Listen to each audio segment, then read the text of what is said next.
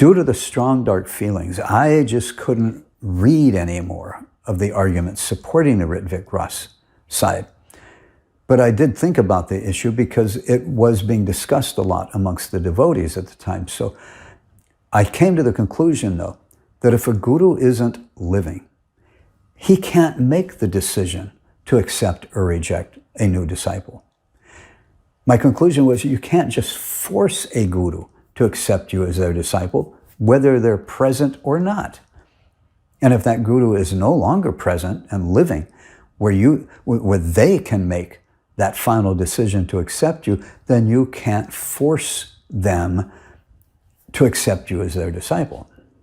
Without researching it any further, just on the basis of that argument alone, I concluded that the ongoing Rittvik system was totally bogus.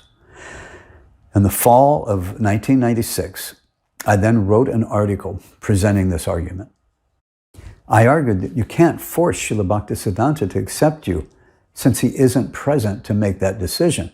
If you could, then why just take Srila Prabhupada as your guru through this Rittvik system? If you can force Srila Bhaktisiddhanta Saraswati to be your guru, then you'd become Srila Prabhupada's godbrother, not his disciple. You'd actually become a senior Vaishnava to all of the other ISKCON gurus. But then why settle for just Srila Bhaktisiddhanta Saraswati? Why not force Srila Bhaktivinoda to accept you? And if you could become a direct disciple of Srila Bhaktivinoda, then even Srila Prabhupada's guru will bow down to your feet. But then why stop there? Why not force Srila Rupa Goswami or Nityananda or Sri Gauranga directly? If you could force Madhavendra Puri to accept you as his disciple, then even Lord Chaitanya will offer you all respects as being one of the as being on the same level as his Mahaguru. Or Vyasdev or Narad Muni, then you'd be the senior Vaishnava to all the other acharyas in the disciplic line. Srila Prabhupada and all the acharyas of our entire Sampradaya would respect you as most senior to them.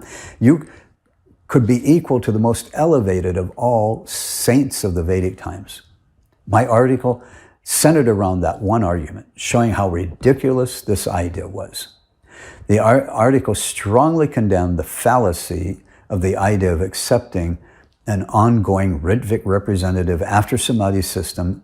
I said it was just absolute nonsense and totally bogus, and argued that such a ridiculous, bogus idea cannot be allowed to contaminate the members of ISKCON.